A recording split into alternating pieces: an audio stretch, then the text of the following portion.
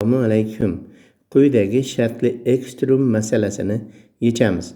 x1 minus x2 teng 2, x2 plus 2x3 barobar 4 shartlarni qanoatlantiruvchi f barobar x1 ko'paytirilgan x2 plus x2 ko'paytirilgan x3 funksiyani ekstremum qiymatini topamiz. Yechish.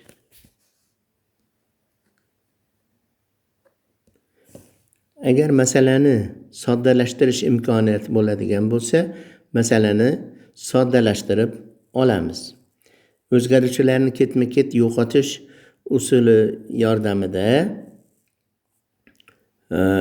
noma'lumlar sonini hamda tenglama sonini kamaytirish mumkin. Masalan, sistemaning birinchi tenglamasidan x2 ni topamiz. Bu x1 minus 2. Buni sistemani ikkinchi tenglamasiga olib borib qo'yamiz. Ya'ni x1 minus 2 plus 2 x3 teng 4. Bundan x1 plus 2x3 teng 6 bo'ladi. Endi x2 ni bu qiymatini maqsad funksiyaga ham qo'yamiz. F barobar x1 qavsida x1 minus 2 plus x1 minus 2 ko'paytirilgan x3. Bu teng bo'ladi. x1 ning kvadrati plus x1 ko'paytirilgan x3 minus 2x1 minus 2x3. Demak, berilgan masalamiz quyidagi masalaga ekvivalent bo'ladi. Ya'ni x1 plus 2x3 teng 6 shartni qanoatlantiruvchi f barobar x1 ning kvadrati plus x1 ko'paytirilgan x3 minus 2x1 minus 2x3 funksiyaning ekstrem qiymatini topamiz. Endi Lagrange funksiyasini tuzamiz. Ya'ni Lagrange ko'paytuvchilar metodidan foydalanamiz.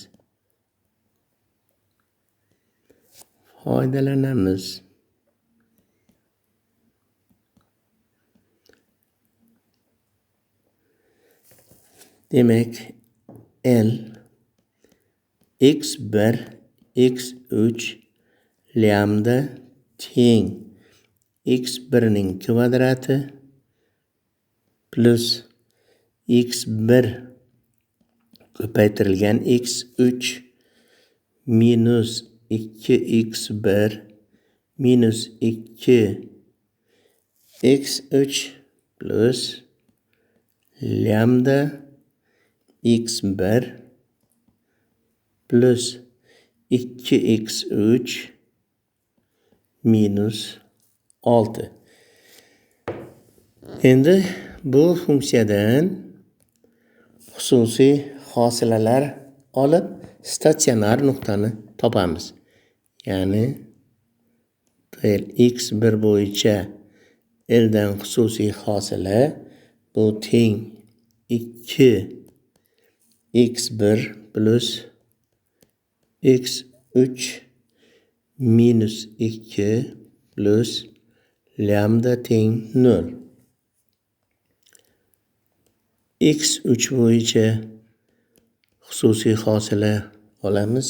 Bu teng x1 minus 2 plus 2 lambda teng 0. Hamda lambda bo'yicha hosila olamiz. Bu teng x1 plus 2x3 minus 6 teng 0. Bu sistemani yechib lambda teng 2 x1 minus 2 va x3 4 ekanligini topamiz. Shunday qilib, statsionar nuqta koordinatalari minus 2 4 ekan. Endi ikkinchi tartibli xususiy hosila olamiz va o'sha ikkinchi tartibli xususiy hosilalarni statsionar nuqtada qiymatini topamiz. Demak, ikkinchi tartibli xususiy hosila bu teng 2x1 plus x3 minus 2 plus lambda x0'dagi qiymat. Bu teng 2 ga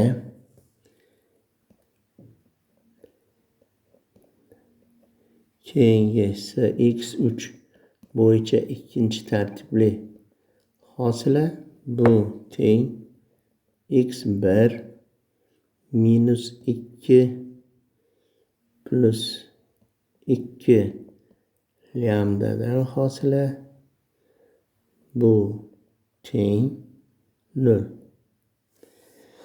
Undan keyingisi aralash xususiy hosila x1 x3 bo'yicha bu teng 2x1 plus x3 plus minus 2 plus lambda bu teng 1 ga. Endi to'la differensial. Ikkinchi tartibli differensialni yozamiz. Bu teng bo'ladi x birdan ikkinchi tartibli hosila ko'paytirilgan dx1 ning kvadrati plus dx3 ning x3 bo'yicha ikkinchi tartibli xususiy hosila ko'paytirilgan dx3 ning kvadrati va plus 2 el bo'yicha aralash ikkinchi tartibli hosila dx1 ko'paytirilgan dx3 ga. Buni qiymatlarini hisoblaymiz. Bu teng 2 ko'paytirilgan dx1 kvadrat 0 ko'paytirilgan dx3 ning kvadrati plus 2 ko'paytiruv 1 dx1 ko'paytiruv dx3. Demak, bu teng bo'lar ekan 2 dx1 ning kvadrati plus 2 dx1 ko'paytirilgan dx3. Bu yulduzcha bo'lsin. Endi phi barobar x1 plus 2x3 minus 6 funksiyani to'la differensialini topamiz. Bu x1 bo'yicha dx1 va plus x3 bo'yicha xususiy hosila dx3 bu teng 0 ga. Endi bu dx1 bo'yicha fidan xususiy hosila qiymati 1 ga teng. x 3 bo'yicha esa 2 ga teng. Demak, 1 ko'paytirilgan dx1 plus 2 dx3 0 ga teng. Bundan dx3 ni topadigan bo'lsak, u holda minus 1 taqsim 2 dx1 hosil bo'ladi. Buni oxirgi tenglikni yulduzchaga qo'yamiz. Demak, yulduzchadan ma'lum bo'layaptiki, d kvadrat l teng 2 dx1 kvadrat 2 dx1 ko'paytirilgan dx3 2 dx1 kvadrat 2 dx1 dx3 o'rniga minus 1 taqsim 2 dx1 ni qo'yamiz. Natijada dx1 ning kvadrati hosil bo'ladi.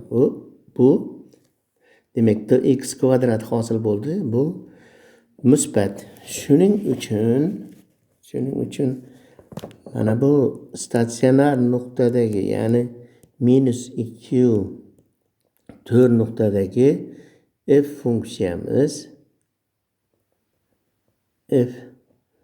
funksiyamiz minimal qiymatga ega bo'ladi. Uning qiymati minus 8 ga teng ekan. Endi yuqorida berilgan masalani x2 x1 minus 2 edi. Shu yerda x1 ni o'rniga minus 2 ni qo'yadigan bo'lsak, minus 4 hosil bo'ladi. Ya'ni optimal qiymat minus 2, minus 4 va 4 dan iborat. Mana shundagi f funksiyaning minimal qiymati minus 2, minus 4, 4 da minus 8 ga teng. Endi buni boshqacha usul bilan yechishimiz mumkin.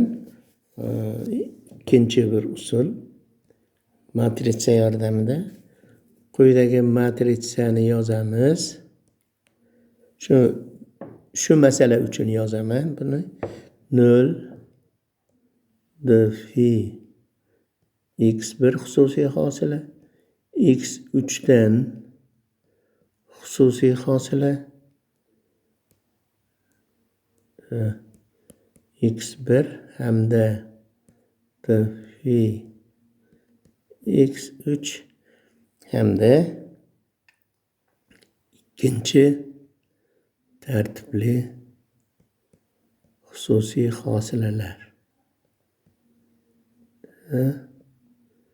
x1 x3 bu yerda l x1 x3 bo'yicha va d kvadrat l dx3 kvadrat. Agar mana shu matritsaning determinanti, ya'ni A matritsaning determinanti manfiy bo'lsa,